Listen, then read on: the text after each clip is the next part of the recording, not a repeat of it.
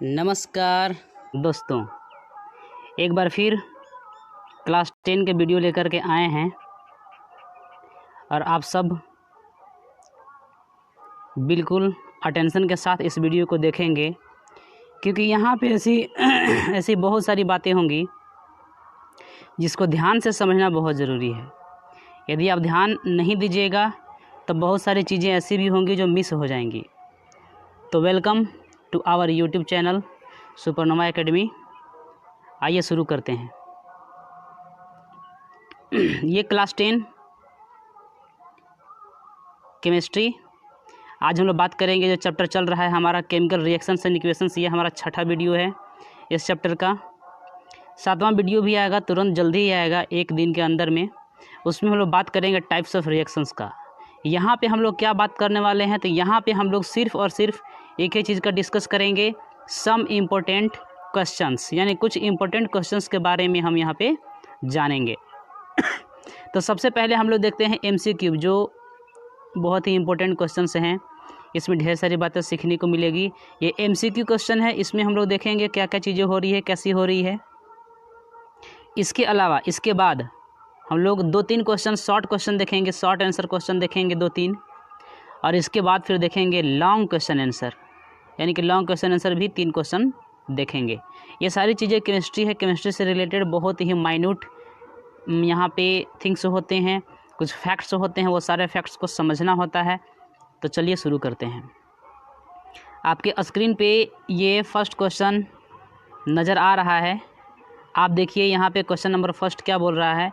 One of the following does not happen during a chemical reaction, यानी जब chemical reaction होता है, कोई भी केमिकल रिएक्शन जब हो रहा है, तो उस केमिकल रिएक्शन में ऐसा कौन सा चीज़ है जो डज नॉट यानी कि नहीं होता है। हमें ऐसा चीज़ खोजना है जो नहीं होता है। तो चलिए यहाँ पे देखते हैं हम लोग। फर्स्ट है breaking of old chemical bonds and formation of new chemical bonds. यहाँ पे देखिए, breaking of old chemical bonds and formation of new chemical bonds, यानी कि ओल्ड केमिकल बॉन्ड्स जो होते हैं वो टूट जाते हैं, नया बनता है। बिल्कुल केमिकल रिएक्शन में ऐसा होता है। फॉर्मेशन ऑफ न्यू सब्सटेंसेज, नए नए सब्सटेंस बनते हैं विथ इंटायरली डिफरेंट प्रॉपर्टी, यानी कि नया सब्सटेंस जो बनता है बिल्कुल उसका प्रॉपर्टी अलग होता है। ये भी सही है, दूसरा भी, लेकिन हमें ऐसा चीज़ खोजना है जो सही नहीं है। चलिए यहाँ पे देखिए, एटम्स ऑफ वन एलिमेंट, यानी एक एलिमेंट का जो एटम है वो चेंज हो जाता है दोज ऑफ एनदर एलिमेंट, यानी कि atoms of another element to form new product. यानी कि अगर सपोज कीजिए केमिकल इक्वेशन में या केमिकल रिएक्शन में सोडियम पार्ट किया है, तो ये सोडियम जो हो जाएगा कभी भी मैग्नीशियम में कन्वर्ट नहीं होगा। यानी कि किसी भी एलिमेंट का, एक एलिमेंट का जो एटम होता है वो दूसरे एलिमेंट के एटम में कन्वर्ट नहीं होता है, मतलब कि ये नहीं होता है। और यही हम लोगों को खोजना था, does not happen during chemical reaction, chemical reaction में जो नहीं होता है। तो ये आपका सही जवाब है, यानी कि C is the right answer. D भी देख लेते हैं। चलिए, a rearrangement of atoms takes place to form new products, यानी कि नया प्रोडक्ट बनाने के लिए रीअरेंजमेंट होता है। किसका? तो एटम का। तो बिल्कुल सही है, एटम आपस में जो उसका जो ओरिजिनल बॉन्ड है वो टूटता है और नया बॉन्ड फिर बनता है, नए नए अरेंजमेंट होते हैं। यानी कि यहाँ पे ये भी डी सही था, यानी कि हमें वैसा खोजना था जो नहीं होता है। तो सी जो ऑप्शन है वो नहीं होता है, सी इज द राइट आंसर। चलिए आगे देखते हैं हम लोग।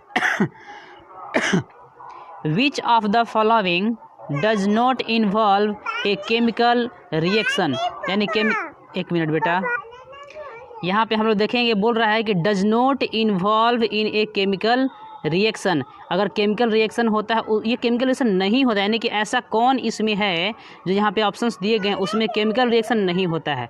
तो चलिए फर्स्ट देखते हैं, डाइजेशन ऑफ फूड। तो फूड का जब डाइजेशन होता है तो केमिकल रिएक्शन होता है। प्रोसेस ऑफ रेस्पिरेशन, रेस्पिरेशन में ग्लूकोज पार्टिकल्स के साथ ऑक्सीजन रिएक्ट करता है, तो इसमें भी केमिकल रिएक्शन होता है और इसमें भी होता है, दोनों में होता है। अब यहाँ पे burning of candle when heated, अगर आप कैंडल को क्या करते हैं, कैंडल को अगर आप हीट करते हैं तो जलता है, तो यहाँ पे केमिकल रिएक्शन होता है। जल करके वाटर वेपर, कार्बन डाइऑक्साइड और हीट और ये लाइट रिलीज करता है, तो ये क्या है, एक केमिकल रिएक्शन है। यहाँ पे डी ऑप्शन देखिए, melting of candle wax on heating, अगर आप हीट करते हैं तो तो हीट करने पे कैंडल वैक्स मेल्ट करता है, तो मेल्ट करके वो वैक्स ही रहेगा, नया चीज़ नहीं बनेगा। तो नया चीज़ नहीं बनेगा तो वो केमिकल रिएक्शन नहीं है, यानी कि D is the right answer. D ऐसा एक प्रोसेस है जिसमें केमिकल रिएक्शन इन्वॉल्व नहीं है, तो यहाँ पे डी इसका सही जवाब होगा। यानी कि यहाँ पे आप बोल सकते हैं कि D is the right answer. चलिए आगे और देखते हैं।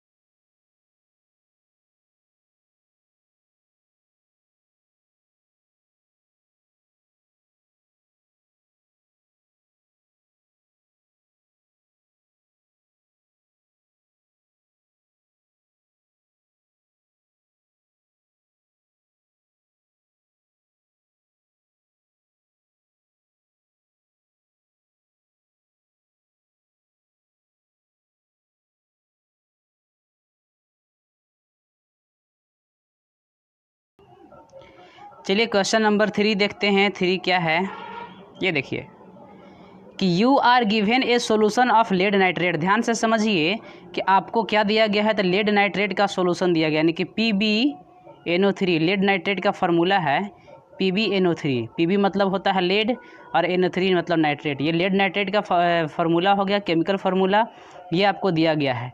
You have to obtain yellow precipitate, yellow precipitate बनाना है। तो येलो प्रेसिपिटेट किसका होता है, तो येलो प्रेसिपिटेट होता है PbI का, यानी कि लेड आयोडाइड को हम लोग बोलते हैं येलो प्रेसिपिटेट। ये केमिकल रिएक्शन में प्रेसिपिटेट का फॉर्मेशन करता है। तो यहाँ पे क्या है, ध्यान से देखिएगा, आयोडाइड होना चाहिए, क्योंकि लेड के साथ में नाइट्रेट है, यानी कि जब दूसरा जो होगा सब्सटेंस उसमें आयोडाइड होना चाहिए। तो यहाँ पे देखते हैं पोटेशियम आयोडाइड, यानी कि D is the right answer. तब जा कर के ये दोनों रिएक्शन करेगा, यानी कि लेड नाइट्रेट, और ये दोनों रिएक्शन करेगा। तो यहाँ पे देखिए कैसे रिएक्शन होगा, यहाँ पे देख लीजिए, ये जो लेड और नाइट्रेट है इसको आप रिएक्शन कराइए पोटेशियम आयोडाइड के साथ, यानी Ki के साथ रिएक्शन कराइएगा। तो रिएक्शन के बाद बनेगा PbI, यही है येलो प्रेसिपिटेट, यानी कि लेड आयोडाइड जिसको बोलते हैं। और प्लस में क्या हो जाएगा, KNO3 पोटेशियम नाइट्रेट का सोल्यूशन उसी में रह जाता है, यानी कि लेड आयोडाइड बनता है। किसके साथ रिएक्शन करा रहे हैं, तो पोटेशियम आयोडाइड के साथ रिएक्शन करा रहे हैं। क्वेश्चन नंबर 4 देखते हैं। 4 क्या है,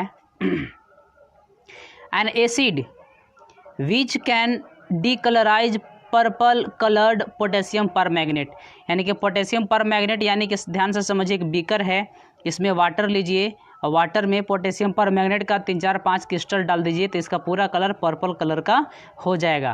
तो पर्पल कलर को डीकलराइज करना है, यानी कि इसको डी कलर करना है। तो इसके लिए हम लोग एक एक्सपेरिमेंट देखे थे, यानी कि जब हम लोग पढ़ रहे थे ये चेंज इन कलर, यानी कि कैरेक्टरिस्टिक्स ऑफ केमिकल रिएक्शन से हमारा वीडियो 2 था, यानी कि पार्ट 2 में पढ़े थे। वहाँ पे एक साइट्रिक एसिड का इस्तेमाल किया गया था। साइट्रिक एसिड जब आप इसमें मिला दीजिएगा, यहाँ पे इस पर्पल कलर में मिला दीजिएगा साइट्रिक एसिड, तो ये पर्पल कलर गायब हो जाएगा, यानी कि यहाँ पे राइट आंसर हो जाएगा साइट्रिक एसिड। अगला देखते हैं हम लोग, क्वेश्चन नंबर 5 देखेंगे।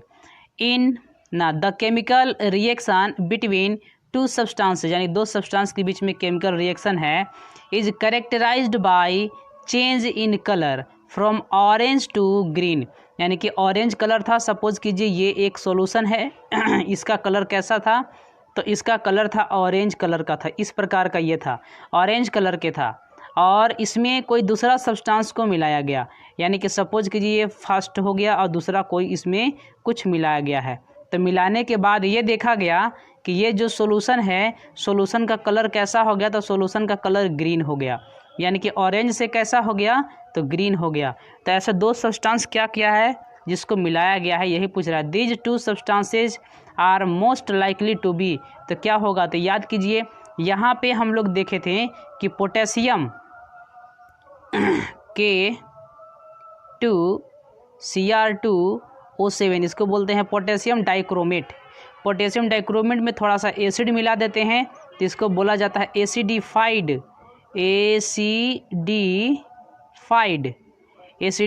पोटेशियम डाइक्रोमेट का कलर कैसा होता है, तो ऑरेंज कलर का होता है। और जब आप इसमें सल्फर डाइऑक्साइड पास कराइएगा, यानी कि SO2 जब पास कराते हैं तो इसका कलर ग्रीन कलर का हो जाता है। जो अभी ऑरेंज है वो कैसा बन जाएगा, ग्रीन बन जाएगा। यानी कि यहाँ पे ऑप्शन क्या हो जाएगा, option number A, potassium dichromate solution को मिलाना है सल्फर डाइऑक्साइड के साथ में। अगला देखते हैं क्वेश्चन नंबर 6 क्या है। The chemical reaction between quick lime and water. Quick lime मतलब कि कैल्शियम ऑक्साइड को क्विक लाइम बोलते हैं, और इसमें वाटर मिला दीजिए। वाटर में मिलाने के बाद बहुत ही अधिक अमाउंट में हीट निकलता है और एक सब्सटेंस बनता है कैल्शियम हाइड्रोक्साइड। इसका फार्मूला है CaOH का होल 2 और plus A lot of heat निकलता है। यानी कि इस रिएक्शन को हम लोग कैसे निकालते हैं, तो ये पता करते हैं कि रिएक्शन हुआ है, तो यहाँ पे है चेंज इन हीट, यानी कि चेंज इन एनर्जी से पता करते हैं। इसको बोला जाता है सेलेक्ट लाइम, इसको बोलते हैं क्विक लाइम। तो क्विक लाइम जब वाटर से रिएक्शन करेगा तो सेलेक्ट लाइम बनेगा, और इसके वाटर के सॉल्यूशन को ही हम लोग लाइम वाटर बोलते हैं। तो इसको कैसे पहचाना जाएगा, तो ये बोल रहा है कैसे इसको हम लोग कैरेक्टराइज कर सकते हैं। तो कैरेक्टराइज करने के लिए देखिए यहाँ पे ऑप्शन दिया हुआ है। तो फर्स्ट है इवोल्यूशन ऑफ हाइड्रोजन गैस, तो निकला नहीं। दूसरा है formation of select lime precipitate, तो प्रेसिपिटेट तो नहीं बना, सॉल्यूशन बनता है। थर्ड है change in temperature of mixture, तो बिल्कुल सही जवाब है change in temperature of mixture, यानी कि टेम्परेचर बहुत ही हाई हो जाता है। चलिए आगे देखते हैं क्वेश्चन नंबर 7 देखेंगे। क्वेश्चन नंबर 7 क्या है, one of the following is an endothermic reaction. Endothermic reaction such type of reaction in which energy is absorbed for occurring of reaction, यानी कि रिएक्शन होने के लिए एनर्जी एब्जॉर्ब होता है, उसको हम लोग एंडोथर्मिक रिएक्शन बोलते हैं। यहाँ पे देखिए इसमें से कौन है जो है एंडोथर्मिक रिएक्शन, तो जब कार्बन जो है वो ऑक्सीजन के साथ कंबाइन करता है, यानी कि कार्बन जब ऑक्सीजन के साथ कंबाइन करेगा तो कार्बन डाइऑक्साइड बनाता है और बहुत ही अधिक मात्रा में हीट निकलता है। तो ये तो एक्सोथर्मिक रिएक्शन हो गया, एंडोथर्मिक नहीं है। तो दूसरा देखते हैं हम लोग, combination of nitrogen and oxygen to form nitrogen monoxide, यानी कि नाइट्रोजन के साथ कौन रिएक्शन कर रहा है, तो नाइट्रोजन के साथ ऑक्सीजन रिएक्शन कर रहा है। तो यहाँ पे देखिए ये N2 है, ये नाइट्रोजन हो गया, नाइट्रोजन के साथ कौन रिएक्शन करता है, तो ऑक्सीजन, और क्या बनाना है, तो यहाँ पे बनाना है नाइट्रोजन मोनोऑक्साइड यानी कि NO। इसके लिए very very large amount of heat इसको दिया जाता है, बहुत अधिक हीट देते हैं, और इसका टेम्परेचर 3000 डिग्री सेल्सियस होगा तब ये रिएक्शन होता है। तो इसमें हीट को दिया जा रहा है, हीट को दिया जा रहा है, तो हम लोग डेल्टा से रिप्रेजेंट करते हैं। बताए थे कि डेल्टा मतलब हीट प्रोवाइड कर रहे हैं, एरो के ऊपर या एरो के नीचे आप लिखिए, एरो के जनरली ऊपर लिखा जाता है यहाँ पे, तो इसका मतलब है हीट देते हैं, तो ये एक एंडोथर्मिक रिएक्शन है। तो इसका राइट आंसर क्या हो गया, ये बी हो गया। सी भी देख लेते हैं, जब ग्लूकोज और ऑक्सीजन रिएक्शन करता है, कार्बन डाइऑक्साइड और वाटर बनता है, तो बहुत अधिक मात्रा में हीट निकलता है, तो ये क्या है, एक्सोथर्मिक है। जब जिंक जो है हाइड्रोक्लोरिक एसिड के साथ रिएक्शन करेगा तो जिंक क्लोराइड बनाएगा और हाइड्रोजन गैस, ये भी एक एक्सोथर्मिक रिएक्शन है। तो यहाँ पे एंडोथर्मिक रिएक्शन एक ही था, वो है बी, तो इसका राइट आंसर हो गया बी। क्वेश्चन नंबर 8 देखेंगे यहाँ पे, which of the following is not an endothermic reaction, इसमें कौन ऐसा है जो एंडोथर्मिक रिएक्शन नहीं है, एंडोथर्मिक रिएक्शन। तो ध्यान से देखिए यहाँ पे, ये जो 1 देख रहे हैं, ये कैल्शियम कार्बोनेट है, ये टूट रहा है कैल्शियम ऑक्साइड और कार्बन डाइऑक्साइड में, ये एक डिकम्पोजिशन रिएक्शन है, टूट रहा है, तो इसको हीट देना पड़ता है, हीट देते हैं तब ये रिएक्शन होता है, तो ये तो एंडोथर्मिक है। दूसरा है यहाँ पे H2O, ये जो H2O है इसको हम लोग इलेक्ट्रिसिटी प्रोवाइड करते हैं, इलेक्ट्रिसिटी देते हैं तब जा कर के ये हाइड्रोजन गैस और ऑक्सीजन गैस देता है, ये भी एक एंडोथर्मिक रिएक्शन है। दूसरा आप यहाँ पे देखिए CO2 + H2O रिएक्शन कर रहा है, यानी कि कार्बन डाइऑक्साइड जो है वो वाटर के साथ रिएक्शन करता है, तब जाकर ग्लूकोज और ऑक्सीजन बनता है इन द प्रेजेंस ऑफ सनलाइट। तो इसको क्या चाहिए, तो सनलाइट चाहिए, तो सनलाइट इसको देना पड़ रहा है, मतलब कि ये इंडोथर्मिक रिएक्शन हुआ। चलिए डी नंबर देखते हैं, डी क्या है। तो डी देखिए, जब ग्लूकोज है, ये ग्लूकोज जब ऑक्सीजन के साथ रिएक्शन करता है तो कार्बन डाइऑक्साइड और क्या बनाता है, water, very very large amount of heat यहाँ पे निकलता है। इसी से हम लोग, इसी एनर्जी का इस्तेमाल करके हम लोग वेरियस एक्टिविटीज़, यानी कि हमारे बॉडी में एनर्जी मिलता है। यानी कि यहाँ पे एनर्जी निकल रहा है। ग्लूकोज के साथ में ऑक्सीजन का रिएक्शन क्या है, एक्सोथर्मिक रिएक्शन है। तो क्वेश्चन में पूछा था नोट इंडोथर्मिक रिएक्शन, माने इंडोथर्मिक कौन नहीं है, तो डी इंडोथर्मिक नहीं है, because it is exothermic reaction. तो डी यहाँ पे सही जवाब होगा। क्वेश्चन नंबर 9 देखते हैं। देखिए, one of the following is an exothermic reaction, इसमें से कौन ऐसा है जो एक्सोथर्मिक है। एक्सोथर्मिक का मतलब एनर्जी निकलना, तो एनर्जी को यहाँ पे रिलीज करना। तो देखते हैं कौन कौन है यहाँ पे ऑप्शन में। इलेक्ट्रोलिसिस ऑफ वाटर, तो यहाँ पे एनर्जी को लिया जाता है इलेक्ट्रिसिटी के फॉर्म में। Conversion of lime stone into quick lime, lime stone का फॉर्मूला होता है कैल्शियम कार्बोनेट, यानी कि CaCO3।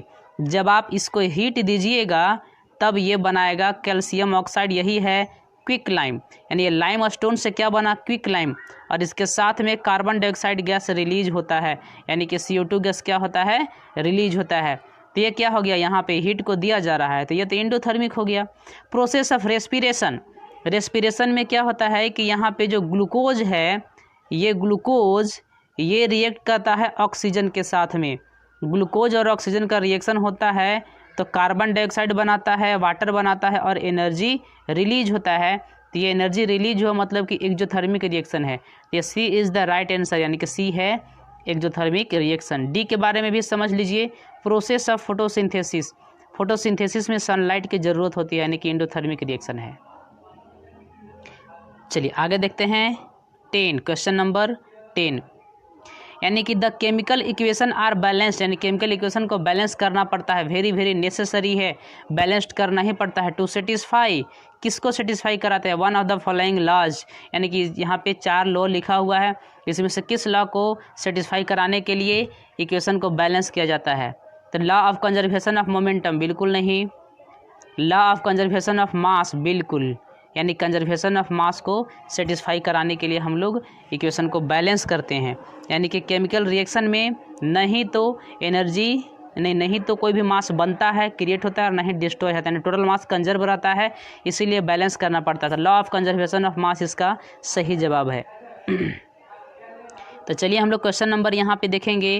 Question number is what, question number is 11, यानी 11 क्वेश्चन नंबर यहाँ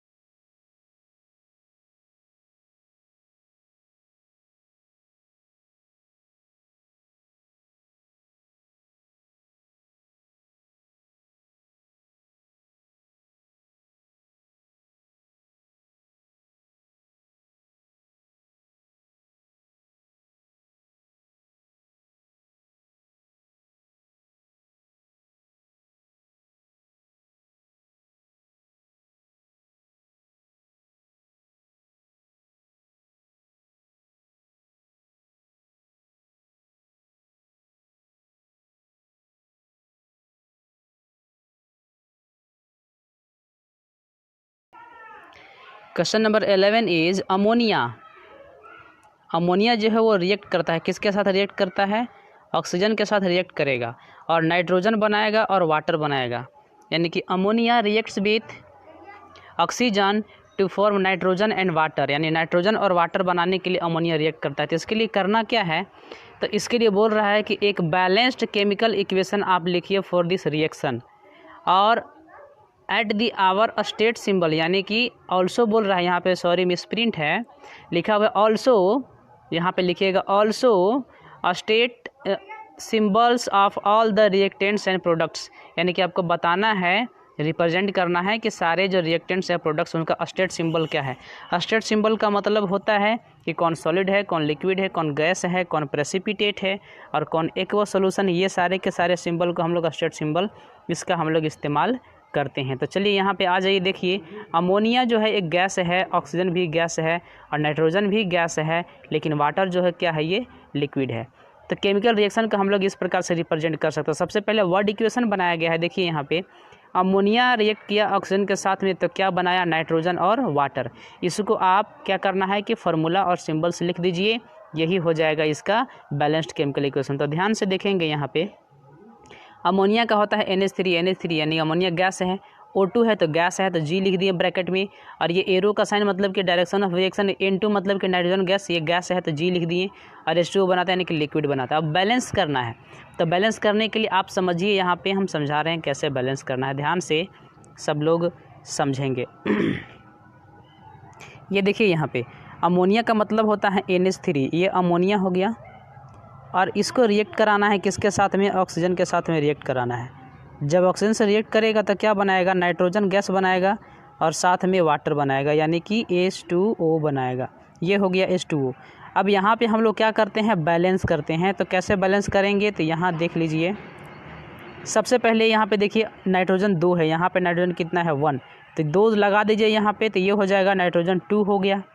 आगे देखिए यहाँ पे हाइड्रोजन देखिए कितना होगा, 2 से, तो 2 तिहाई 6, यानी कि कितना हो जाएगा 6, तो यहाँ पे 6 करना पड़ेगा, और यहाँ पे 6 करने के लिए हाइड्रोजन तो अभी 2 दिख रहा है, तो 3 से मल्टीप्लाई कर दीजिए, 3 से जैसे ही मल्टीप्लाई कीजिएगा तो 2 तिहाई 6 हो गया। अब हाइड्रोजन तो बराबर हो गया, नाइट्रोजन भी बराबर हो गया। अब ऑक्सीजन की बारी देखिए, तो ऑक्सीजन ये 3 जो है ये ऑक्सीजन के साथ में यहाँ भी मल्टीप्लाई करेगा, यहाँ पे ऑक्सीजन है, यहाँ भी मल्टीप्लाई करेगा, 3 हो गया, लेकिन यहाँ पे तो 2 है, और 2 और 3 कैसे बराबर होगा, तो नहीं होगा। तो इसीलिए अगर आप यहाँ पे 2 लगाते हैं इस जगह पे, तो 2 दूना 4 हो जाएगा, लेकिन वहाँ पे 4 नहीं कर सकते हैं, तो इसीलिए अगर यहाँ पे हम 3 लगा देते हैं तो कितना हो जाएगा, 3 दूनी 6 हो जाएगा।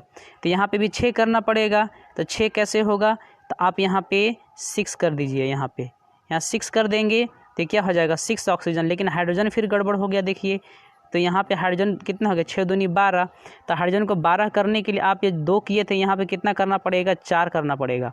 तो यहाँ पे आप क्या कर दीजिए 4, जैसे ही 4 किए तो फिर नाइट्रोजन गड़बड़ हो गया, लेकिन नाइट्रोजन भी 4 हो गया, तो नाइट्रोजन को यहाँ से 2 से कर दीजिए, ये कंप्लीट हो गया। तो इस प्रकार से हमारे केमिकल रिएक्शन क्या हो जाता है, बैलेंस्ड हो जाता है।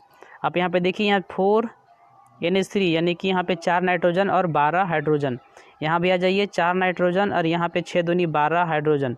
अब ऑक्सीजन बात कीजिए, ऑक्सीजन 3 दूनी की 6, यहाँ पे 3 से मल्टीप्लाई किया 6 ऑक्सीजन है, और यहाँ भी 6 है, और 6 के साथ में ऑक्सीजन को मल्टीप्लाई किए तो 6 ऑक्सीजन यहाँ भी हो गया। तो इस प्रकार से केमिकल रिएक्शन बैलेंस होता है। अब आ जाइए नेक्स्ट क्वेश्चन हम लोग देखते हैं, क्वेश्चन नंबर 12।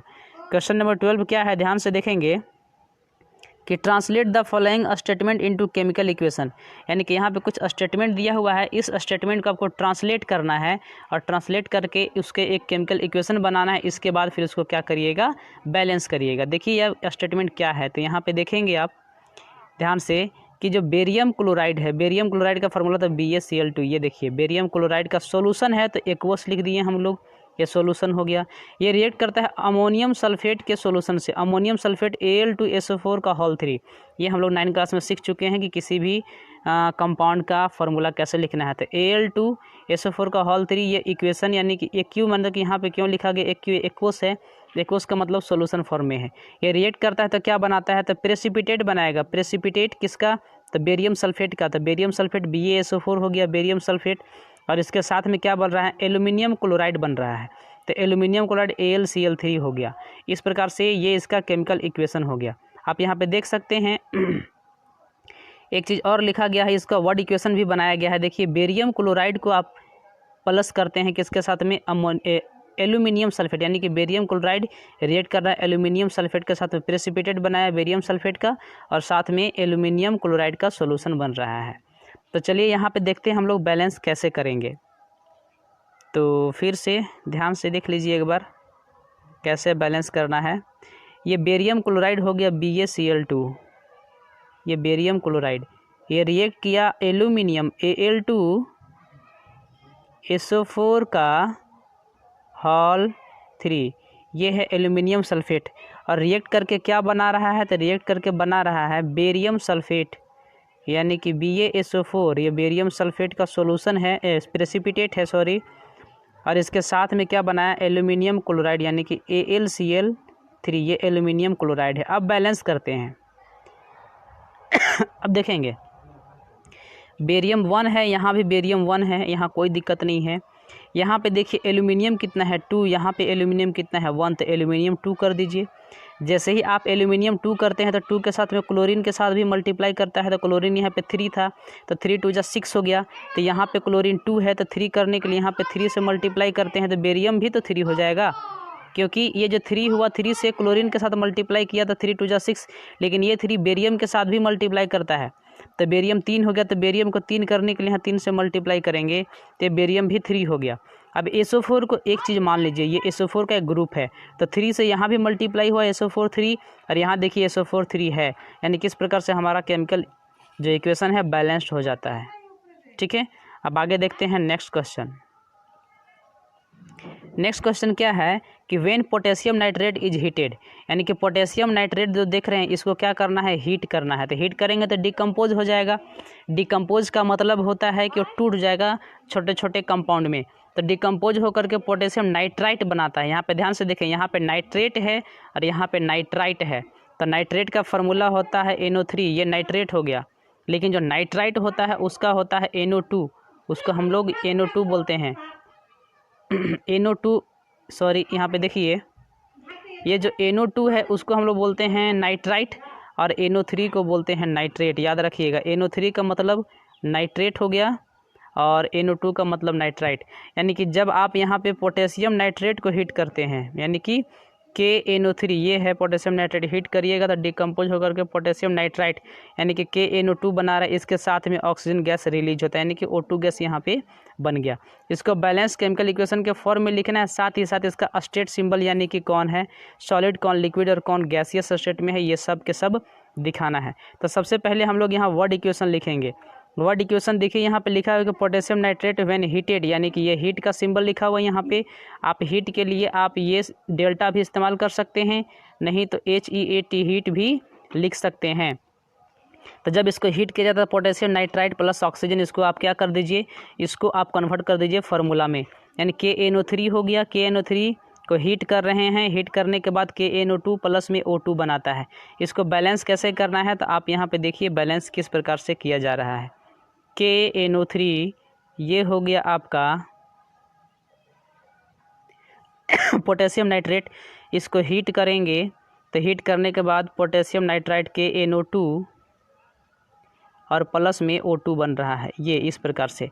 अब इसको बैलेंस कीजिए, कैसे बैलेंस होगा देखिए कि यहाँ पे पोटेशियम है K यानी 1 1, कोई दिक्कत नहीं है।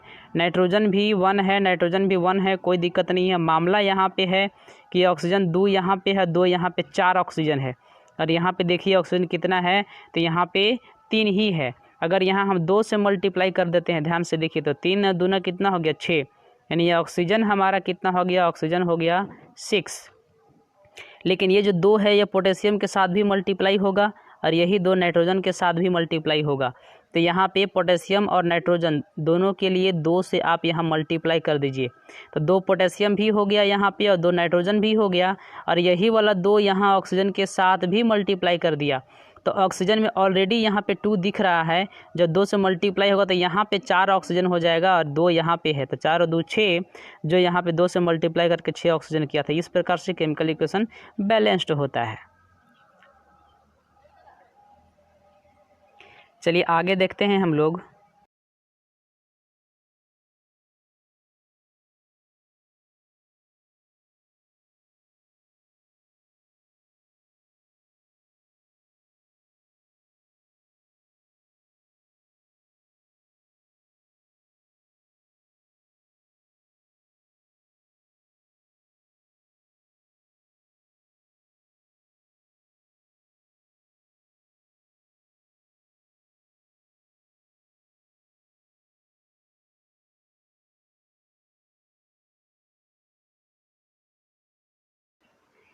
नेक्स्ट क्वेश्चन हम लोग देखेंगे। नेक्स्ट क्वेश्चन है कि गैस ए, जब गैस ए, कोई भी एक गैस है जिसका नाम मान लिया गया ए, इसको ये जो है क्या है, major cause of global warming, यानी ग्लोबल वार्मिंग का ये मेजर काउज है। तो ये सबको पता है कि ग्लोबल वार्मिंग का मेजर काउज कौन है, तो कार्बन डाइऑक्साइड ही है।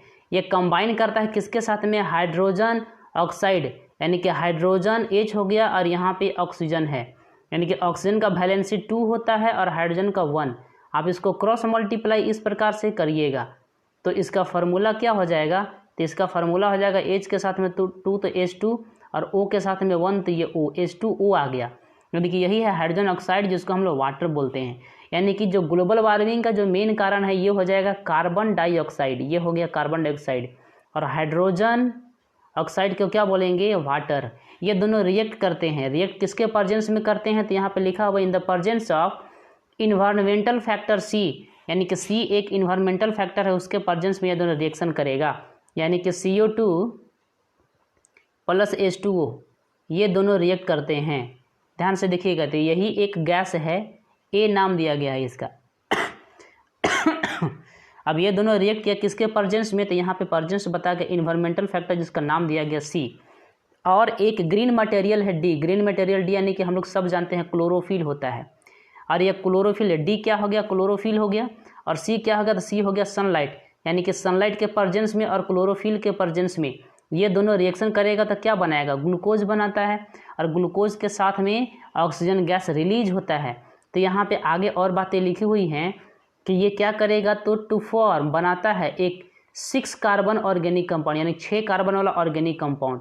तो ग्लूकोज का अगर आप फार्मूला देखें C6H12O6, ये 6 कार्बन वाला एक कंपाउंड है, ऑर्गेनिक कंपाउंड जिसको ग्लूकोज कहते हैं, और इसका नाम दिया गया है ई, यानी कि ई हो गया क्या, तो ग्लूकोज हो गया।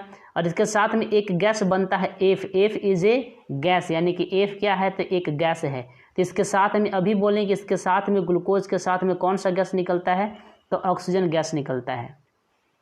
तो एफ की जगह पे हम बोल सकते हैं कि ऑक्सीजन है। तो यहाँ पे अब ध्यान से देखिए लिखा हुआ the gas F is necessary for breathing, यानी कि गैस एफ जो है ब्रीदिंग के लिए ज़रूरी है। तो बिल्कुल सही बात है, यानी कि ऑक्सीजन जो है ब्रीदिंग के लिए ज़रूरी है। तो सारी बातें समझ में आ गई, यहाँ पे कौन क्या है कैसे है। तो व्हाट इज़ गैस ए, तो gas A is carbon dioxide. What is common name of B, यानी कि जो बी है, ध्यान से देखिए यहाँ पे बी, ये क्या था, हाइड्रोजन ऑक्साइड। तो हाइड्रोजन ऑक्साइड का क्या कॉमन नेम है, वाटर बोलते हैं, यानी कि बी का इसका जो है बी का कॉमन नेम वाटर हो गया।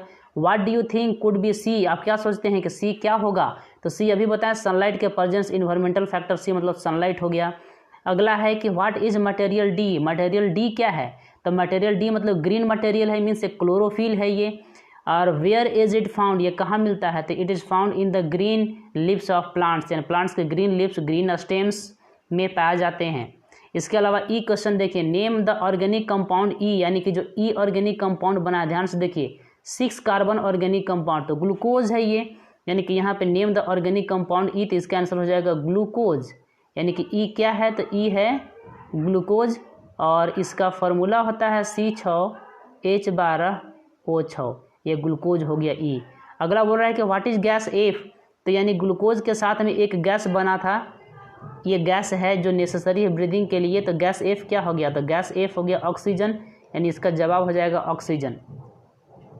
अगला है कि name the natural process during which it is released, यानी कि आप उस नेचुरल प्रोसेस का नाम बताइए जिसमें यह गैस बनता है। तो this natural process is known as photosynthesis, यानी कि फोटोसिंथेसिस में कार्बन डाइऑक्साइड रिएक्ट करता है, किसके साथ में, वाटर के साथ में रिएक्ट करता है, और रिएक्ट करके क्या बनाता है, तो ग्लूकोज बनाता है C6H12O6, और साथ में क्या होता है, तो साथ में ऑक्सीजन गैस रिलीज होता है। This process is known as photosynthesis.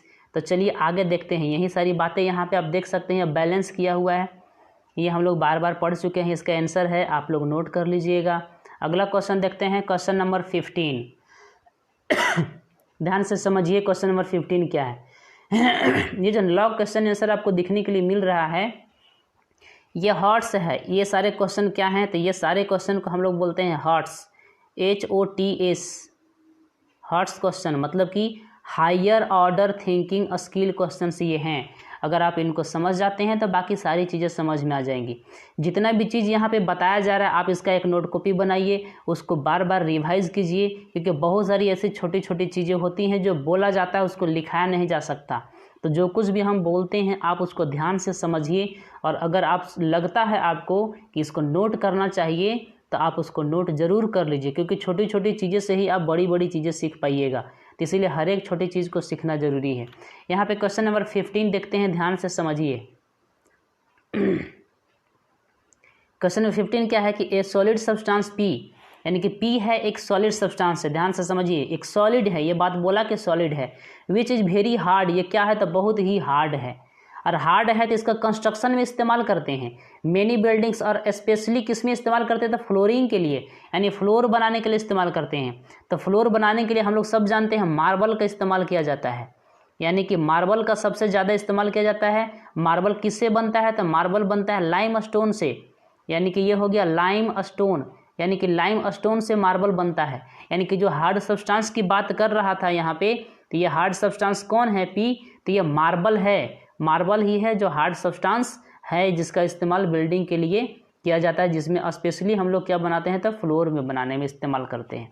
अब ध्यान से देखेंगे कि ये जो मार्बल है या जो लाइम स्टोन है उसका फार्मूला, केमिकल फार्मूला CaCO3, क्योंकि मार्बल में और जो लाइम स्टोन है उसमें कैल्शियम कार्बोनेट पाया जाता है। कैल्शियम Ca और कार्बोनेट का हो गया CO3, तो कैल्शियम कार्बोनेट पाया जाता है तो इसका फार्मूला हो गया CaCO3।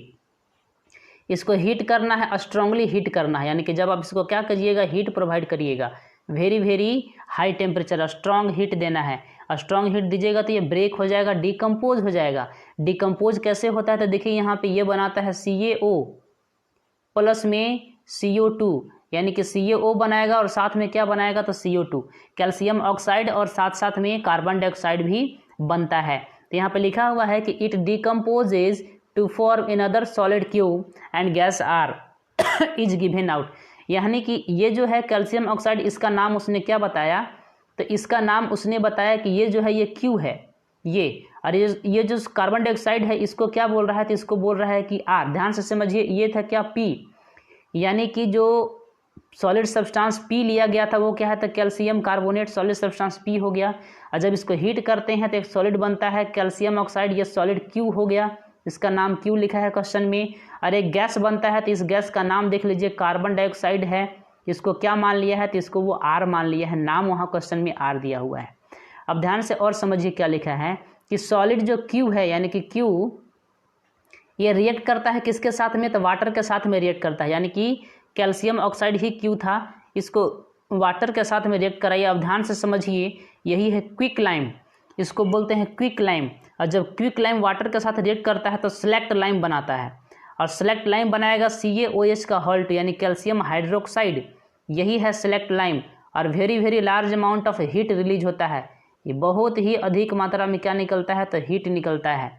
यही चीज लिखा हुआ है कि release a lot of heat to form a substance S, यानी कि कौन सा सब्सटेंस बन गया एस, तो कैल्शियम हाइड्रोक्साइड है उसका नाम उसने क्या बोल दिया, इसका नाम बोल दिया एस, यानी कि एस हो गया कैल्शियम हाइड्रोक्साइड।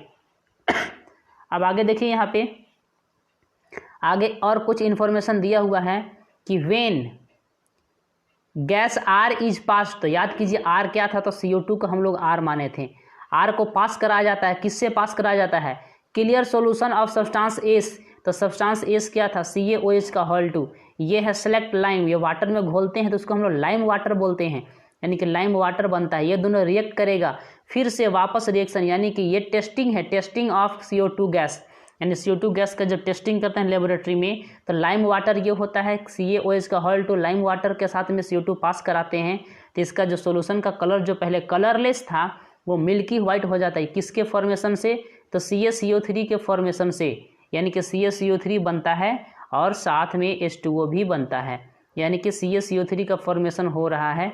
तो क्वेश्चन में क्या लिखा हुआ है कि आगे देख लीजिए, क्वेश्चन क्या लिखा हुआ है कि जब आर गैस को पास कराते हैं सॉल्यूशन ऑफ सब्सटेंस एस में तो एक व्हाइट प्रेसिपिटेट बनता है, इस सब्सटेंस का नाम है T, white precipitate of substance T, यानी कि अभी आप देखे होंगे कि CaCO3 बना था और इसके साथ में वाटर बना था, तो यही हो गया टी, इसको क्या क्वेश्चन में बोल दिया टी बोल दिया। The substance T has the same chemical, यहाँ पे देखिए द सब्सटेंस टी यानी कि जो लास्ट में सब्सटेंस बना टी, उसका केमिकल जो कंपोजिशन है वो इनिशियल सब्सटेंस पी के बराबर है। तो पी क्या था, ये मार्बल था, तो मार्बल का भी फार्मूला CaCO3 होता है। और यहाँ पे जो लास्ट में जो सब्सटेंस बना ये भी क्या बना था, CaCO3, ये टी हो गया लास्ट वाला, और जो शुरुआत में लिए थे उसको पी, यानी कि दोनों का केमिकल कंपोजिशन बिल्कुल सेम है। ये लाइम वाटर क्या बोलते हैं, लाइम स्टोन है, ये मार्बल है, और ये जो टी बना है ये टी है, ये कैल्शियम कार्बोनेट बना है। ये कैसे बना है, तो जब हम लोग लाइम वाटर में CO2 को पास कराए थे तब बनता है। तो यहाँ पे ढेर सारे क्वेश्चंस दिए हुए हैं, आप उसका जवाब दे दीजिएगा। इसका सॉल्यूशन भी नीचे लिखा हुआ है, ध्यान से उसको समझना है, मैंने समझा दिया। आप देखिए यहाँ पे यह है कि व्हाट इज सब्सटेंस पी, तो पी क्या है, तो पी इज लाइम स्टोन या marble. Right it's common name, suppose यहाँ पे पी जो बोल रहा है कि क्या है, तो पी बोलिएगा calcium carbonate, P is calcium carbonate, ये कैल्शियम कार्बोनेट, इसका कॉमन नेम क्या है, तो यहाँ कॉमन नेम हो जाएगा लाइम स्टोन और मार्बल। ठीक है, इसका केमिकल फार्मूला, तो केमिकल फार्मूला हो गया CaCO3। तो इसका आंसर कैसे लिखिएगा, तो इसका आंसर लिखिएगा the substance P is calcium carbonate, it is commonly known as lime stone और marble and its chemical formula is CaCO3। ये हो गया सब्सटेंस क्यू जो हीट करने पे बना था, तो सब्सटेंस क्यू हो गया CaO, ये क्यू था। गैस आर, तो आर कौन सा गैस बना था, तो CO2 गैस बना था। इसके अलावा सब्सटेंस एस यानी कि CO2 को हम लोग पास कराए थे ना, सॉरी नहीं, ये जो सब्सटेंस एस क्या है, ध्यान से देखिए क्वेश्चन में एक बार फिर से।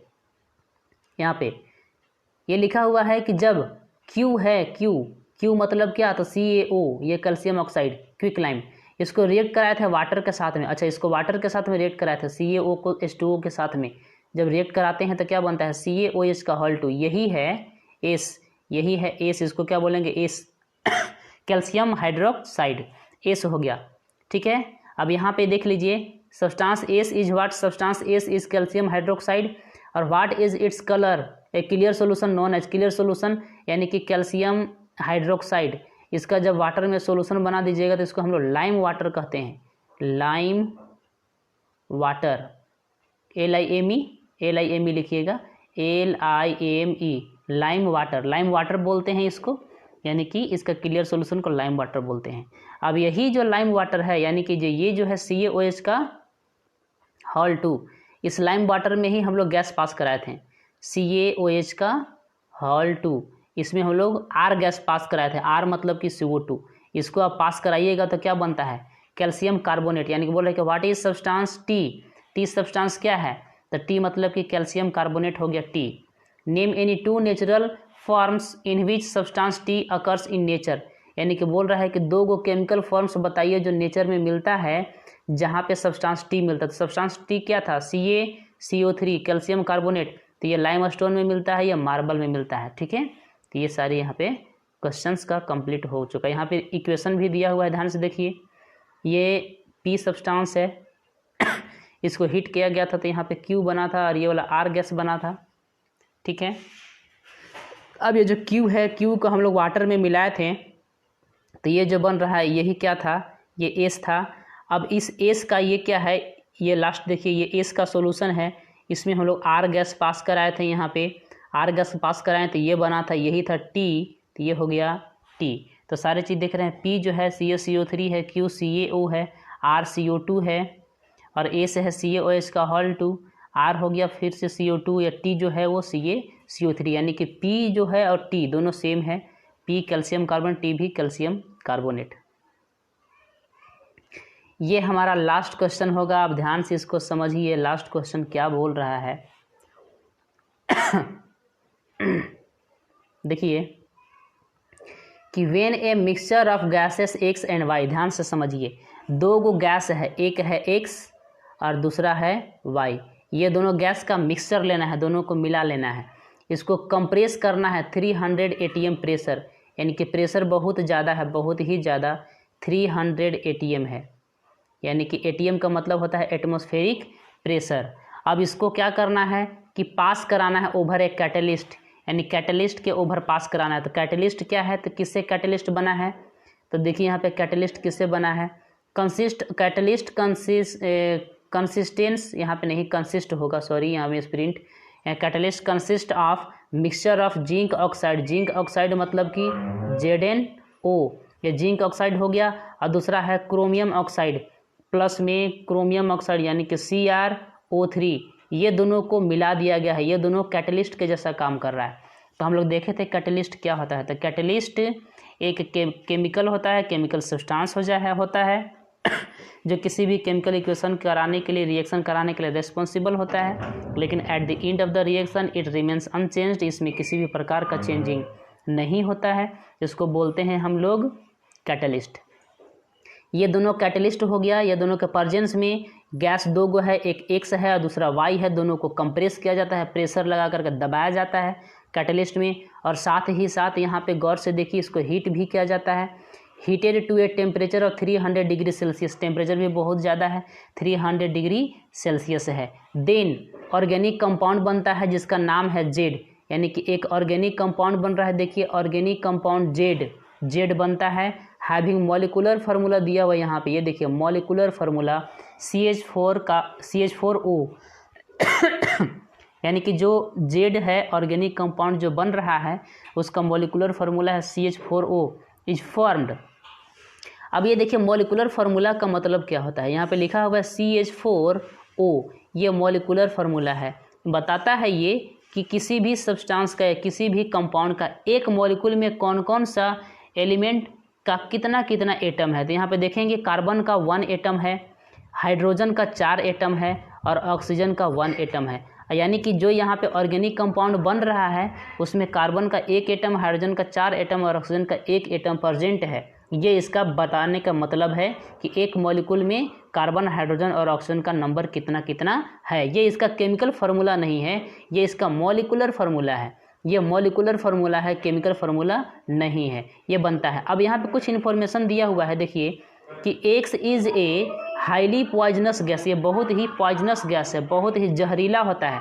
जो कैसे बनता है, which is formed in appreciable amount, यानी बहुत ही अधिक मात्रा में बनता है। कब, जब एक फ्यूल को, यानी कोई भी ईंधन है, when a fuel Burns in limited supply of air, यानी एयर का लिमिटेड सप्लाई होगा। कोई भी फ्यूल होता है उसमें कार्बन होता है, उसको ऑक्सीजन बहुत कम दीजिएगा, लेस दीजिएगा, यानी कि ये ऑक्सीजन बहुत कम है तो ये कार्बन मोनोऑक्साइड बनाता है, कार्बन डाइऑक्साइड नहीं बनता, कार्बन मोनोऑक्साइड बनता है।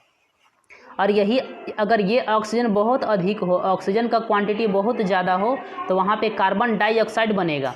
लेकिन यहाँ पे बोला है कि लिमिटेड सप्लाई ऑफ ऑक्सीजन, यानी कि यहाँ पे ये जो ऑक्सीजन है इसका लिमिटेड सप्लाई है, बहुत कम दिया जा रहा है। तो carbon monoxide is very poisonous, अगर आप इसको स्मेल करते हैं तो तुरंत अनकॉन्शियस यानी कि बेहोश हो जाएंगे। यानी कि यहाँ पे कार्बन मोनोऑक्साइड हो गया, क्लियर हो गया। यानी कि यहाँ पे जो X है ये X क्या है, तो कार्बन मोनोऑक्साइड है, यानी कि X equal to carbon monoxide.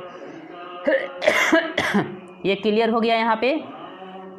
अब आगे देखिए क्या यहाँ पे लिखा है Y के बारे में, कि Y is a gas, Y भी क्या है, तो एक गैस है। ये कैसे बनता है, कि can be made by the action of dilute acid on active metal, यानी कि अगर कोई मेटल है, ध्यान से समझिए, हम लोग मेटल नॉन मेटल में पढ़ेंगे जब चैप्टर आएगा, तो मेटल के साथ में अगर एसिड से रिएक्शन कराते हैं तो एक गैस बनता है, उस गैस का नाम है हाइड्रोजन गैस। याद रखिए हाइड्रोजन गैस, यानी कि जब भी मेटल रिएक्शन करता है एसिड के साथ में तो कौन सा गैस बनता है, तो हाइड्रोजन गैस।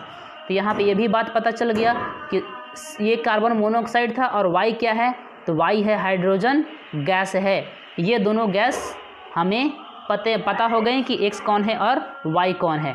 अब यहाँ पे Z के बारे में भी कुछ इन्फॉर्मेशन है, देखिए कि Z क्या है, तो एक लिक्विड ऑर्गेनिक कंपाउंड है, यानी कि इसका मॉलिकुलर फार्मूला दिया हुआ था CH4O। ये बता रहा है कि एक कार्बन है, 4 हाइड्रोजन और 1 ऑक्सीजन है, लेकिन ये लिक्विड फॉर्म में है। तो लिक्विड फॉर्म में है मतलब कि ये क्या है, अल्कोहल है, यानी कि CH3OH, ये इसका केमिकल फार्मूला। अल्कोहल जो होता है लिक्विड फॉर्म में होता है, जिसमें कार्बन 1 होता है। 1 कार्बन में लिक्विड फॉर्म में कौन होगा, तो अल्कोहल होगा। एक और होता है लिक्विड फॉर्म में ऑर्गेनिक कंपाउंड, एक चैप्टर है हम लोग कार्बन एंड इट्स कंपाउंड, वहाँ पे डिटेल में जानेंगे। जैसे एक होता है इसका नाम है फॉर्मिक एसिड, HCOOH, इसको बोलते हैं फॉर्मिक एसिड। इसमें भी देखिए कार्बन कितना है, तो इसमें भी कार्बन दिखाई दे रहा है आपको A1 कार्बन है, लेकिन ऑक्सीजन कितना दिखाई दे रहा है, डबल ऑक्सीजन है। लेकिन हमारा जो क्वेश्चन था उस क्वेश्चन में देखिए, इस क्वेश्चन में ऑक्सीजन कितना नज़र आ रहा है, तो 1 ऑक्सीजन, मतलब कि ये फॉर्मिक एसिड नहीं है तो कौन है, तो अल्कोहल है। यानी कि क्लियर हो गया कि जेड कौन हो जाएगा, तो जेड हो गया CH3OH, ये हो जाएगा। इसको बोलते हैं मिथाइल अल्कोहल या मिथेनॉल भी इसको बोला जाता है। तो देखिए क्वेश्चन क्या पूछ रहा है, तो क्वेश्चन पूछ रहा है, एक और चीज़ यहाँ पे दिया हुआ, तो ध्यान से देखेंगे आगे कि Z is a liquid organic compound, यानी कि मिथेनॉल है या मिथाइल अल्कोहल है, जो रिएक्ट करता है सोडियम के साथ में। यानी कि ये जो आप देख रहे हैं CH3OH, ये है मिथेनॉल। अगर आप इसको सोडियम के साथ में रिएक्शन कराते हैं, तो सोडियम के साथ में रिएक्शन कराइएगा तो ये बनाता है CH3ONA और प्लस में हाइड्रोजन गैस निकलता है, मतलब कि H2 गैस निकलता है। मतलब ये हुआ कि CH3O साथ में रहता है यहाँ से यहाँ तक, और इसमें H हट जाता है। ये वाला H क्या हो जाएगा, ये वाला H हट जाएगा यहाँ से, और यहाँ पे कौन आ जाएगा, Na आकर के बैठ जाएगा, तो CH3ONA, और ये वाला H निकलेगा और दूसरा एक और H निकलेगा, तो ये क्या बना लेगा, H2 बना लेगा। यानी कि ये मिथाइल ही है, मिथाइल अल्कोहल ही है, जो सोडियम के साथ रिएक्ट करके हाइड्रोजन गैस बनाता है। तो ये इन्फॉर्मेशन दिया हुआ था जेड के अकॉर्डिंग, यानी जेड के लिए दिया हुआ था। तो हमारे पास सभी चीज़ें हो गई, एक्स क्या हो गया, वाई क्या हो गया और जेड क्या हो गया। तो यहाँ पे हम लिखे हैं एक इक्वेशन, देखिए एक्स प्लस वाई, और क्या बनाता है, तो जेड बनाता है। तो एक्स क्या हो जाएगा, तो एक्स हो जाएगा कार्बन मोनोऑक्साइड। यहाँ पे देख लीजिए, यहाँ पे एक्स क्या हो गया, तो एक्स हो गया कार्बन मोनोऑक्साइड, ये हो गया। वाई क्या हो गया, तो वाई हाइड्रोजन गैस है। ये वाई हाइड्रोजन गैस कैसे पता चला, ऐसे पता चला कि वाई इज ए गैस, जो कैसे बनता है, तो ये बनता है जब कोई एक्टिव मेटल रिएक्ट करता है डाइल्यूट एसिड के साथ में, तो हाइड्रोजन गैस ही बनता है। इसके अलावा जेड के बारे में बात करते हैं, जेड एक लिक्विड ऑर्गेनिक कंपाउंड है, जिसका मॉलिक्यूलर फार्मूला है CH4O, यानी एक ऑक्सीजन और एक कार्बन, और वो लिक्विड है, तो ये हो जाएगा मिथाइल अल्कोहल या मिथेनॉल। इसको बोलते हैं मिथेनॉल बोलेंगे या फिर मिथाइल अल्कोहल बोलेंगे, जिसका फार्मूला होता है CH3OH। तो यहाँ पे सारी चीज़ें हो गई जो सोडियम के साथ में रिएक्ट करके हाइड्रोजन गैस देता है। तो एक्स हो गया कार्बन मोनोऑक्साइड, वाई हो गया हाइड्रोजन गैस, और जेड हो गया मिथाइल अल्कोहल। रिएक्शन देखिए यहाँ पे कार्बन मोनोऑक्साइड एक गैस है, H2 भी क्या है, तो गैस है। और क्वेश्चन में एक चीज़ और था, ध्यान से देखेंगे यहाँ पे, ये क्वेश्चन में एक चीज़ और था कि इसको कैटलिस्ट के साथ पास कराया जा रहा है। यानी कैटलिस्ट कौन कौन है, तो देखिए catalyst it is a mixture of zinc oxide and chromium oxide, यानी कि जिंक ऑक्साइड हो जाएगा ZnO और क्रोमियम ऑक्साइड हो गया CrO3, यानी क्रोमियम ऑक्साइड के साथ और जिंक ऑक्साइड के साथ मिला करके कैटलिस्ट का काम कराया जा रहा है। तो जब आप यहाँ पे रिएक्शन दिखाइएगा, तो रिएक्शन में ये लिखना जरूर है कि कार्बन मोनोऑक्साइड ये जो गैस, तो G लिखें, H2 क्या है, G लिखें, गैस है, और एरो के ऊपर में ये हम प्रेशर दिखाए हैं 300 atm और 300 डिग्री सेल्सियस, ये क्या है, तो टेम्परेचर, और इसी पे लिखाना है, ये दिखाना है ZnO, यानी कि जिंक ऑक्साइड है, और ये क्रोमियम ऑक्साइड है, क्रोमियम ऑक्साइड और जिंक ऑक्साइड, यानी कि यहाँ पे कैटलिस्ट की तरह काम कर रहा है। और क्या फॉर्मेशन करता है कि CH3OH का लिक्विड बनता है, यानी कि मिथेनॉल बनता है। इसको बैलेंस कैसे करना है, तो ये बैलेंस करने के लिए हम यहाँ पे सिखा रहे हैं, देखिएगा एक बार फिर से। ये हो जाएगा कार्बन मोनोऑक्साइड, और रिएक्शन किया हाइड्रोजन के साथ में, और हाइड्रोजन के साथ में रिएक्ट करके क्या बनाया, CH3OH, ये है मिथेनॉल, इसका एक और नाम है मिथाइल अल्कोहल। अब देखिए बैलेंस करेंगे, कार्बन 1 कोई दिक्कत नहीं, ऑक्सीजन 1 कोई दिक्कत नहीं। हाइड्रोजन यहाँ पे कितना है, 2, यहाँ पे देखिए हाइड्रोजन यहाँ पे 3 है और यहाँ पे 1 है, तो टोटल कितना हो गया, तो 4 यहाँ पे हो गया हाइड्रोजन। तो 4 करने के लिए हम लोग 2 से क्या कर देंगे, मल्टीप्लाई, और ये हो गया बैलेंस। ये सारी चीज़ें थी आज के लिए, बस इतना ही। और हम लोग कल टाइप्स ऑफ केमिकल रिएक्शंस पढ़ेंगे, बहुत सारी चीज़ें इस चैप्टर में पढ़ना बाकी है। थैंक यू सबको, बहुत बहुत धन्यवाद। और चैनल को लाइक कीजिए, सब्सक्राइब कीजिए, शेयर कीजिए फ्रेंड के साथ में, ताकि आपको सब्सक्राइब करने से न्यू वीडियो का अपडेट मिलता रहे। बहुत बहुत धन्यवाद। और ये ध्यान से देखिए, जहाँ पे समझ में नहीं आता है आप इस वीडियो को रीप्ले करके देखिए, रिमाइंड करके देखिए, ताकि आपको समझ में आ जाए।